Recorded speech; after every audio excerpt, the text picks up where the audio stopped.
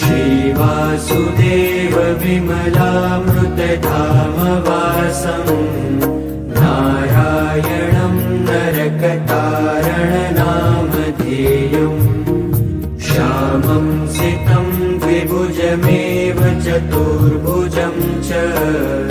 त्वां भक्तिधर्मतनयं शरणं प्रपद्ये शिक्षार्थमात्रनिजभक्तिमतां नराणाम् एकान्तधर्ममखिलं परिशीलयन्तम् अष्टाङ्गयोगकलनाश्च महाव्रतानि